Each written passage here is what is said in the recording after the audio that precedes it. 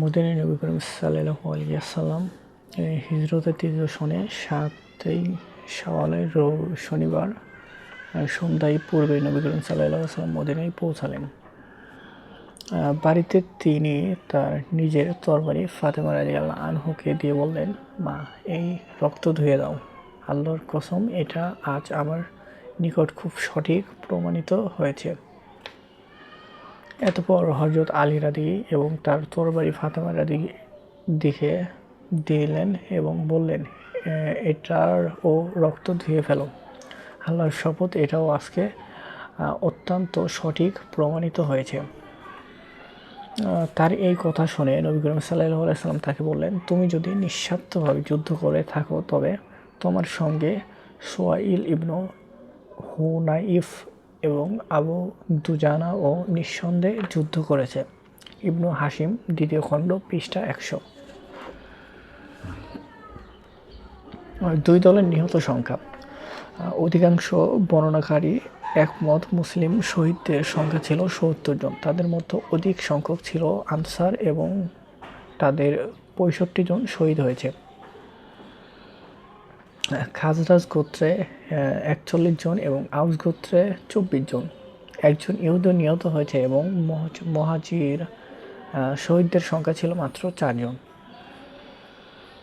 এখন বাকি থাকলো কুরাইশের নিহত সংখ্যা নিয়ে কথা। ইবনু ইসহাকের বর্ণনা অনুযায়ী তাদের সংখ্যা ছিল 22 জন। কিন্তু আসহাবে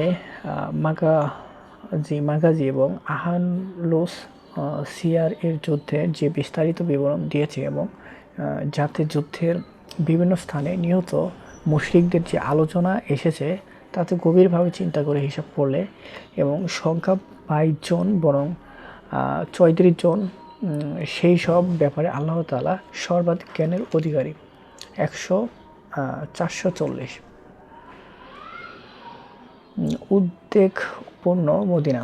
মুসলিম বাহিনীর উহুদ যুদ্ধের হতে ফিরে এসে 3য় হিজরি সনে 8ই শাওয়াল শনিবার এবং রবিবার মধ্যবর্তী রাতে উদ্বেগপূর্ণ অবস্থায় রাত অতিবাহিত করেন।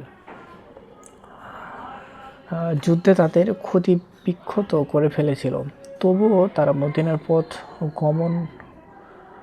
গমনস্থলে সারা রাত পাহারা দিতে থাকেন এবং তাদের প্রধান সেনাপতি নবী করিম সাল্লাল্লাহু আলাইহি ওয়াসাল্লামের হেফাজতে বিশেষ ব্যবস্থা গ্রহণ করেন, কেননা যে কোনো দিক থেকেই তারা আক্রমণ হওয়ার আশঙ্কা ছিল। হামরাউল আসাদ যুদ্ধ। এদিকে নবী করিম সাল্লাল্লাহু আলাইহি ওয়াসাল্লাম যুদ্ধের সৃষ্টি অবস্থানের ওপর গভীর চিন্তা করে সারা রাত কাটিয়ে দেন এবং আশঙ্কা ছিল যদি মুশরিকরা এই চিন্তা করে যুদ্ধক্ষেত্রে তাদের পালা ভারী থাকা সত্ত্বেও তারা তাদের কোনো উপকার লাভ করতে পারেনি, তাহলে তারা অবশ্যই লজ্জিত হবে এবং রাস্তা থেকে ফিরে এসে মদিনার উপর দ্বিতীয়বার আক্রমণ চালাবে। এই জন্য তিনি সিদ্ধান্ত গ্রহণ করেন এই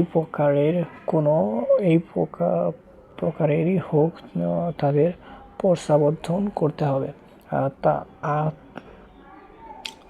আহলে শিয়ার এর বর্ণনা রয়েছে, নবী করিম সাল্লাল্লাহু আলাইহি ওয়াসাল্লাম উহুদ যুদ্ধের তৃতীয় হিজরির 8ই শাওয়াল রবিবার সকালে ঘোষণা করেন, শত্রুদের মোকাবেলার জন্য বের হতে হবে। সঙ্গে সঙ্গে তিনি এই ঘোষণা দেন, যারা উহুদ যুদ্ধের শরীক ছিল শুধু তারাই হতে হবে। সঙ্গে সঙ্গে তিনি এই ঘোষণাও দিয়ে দেন,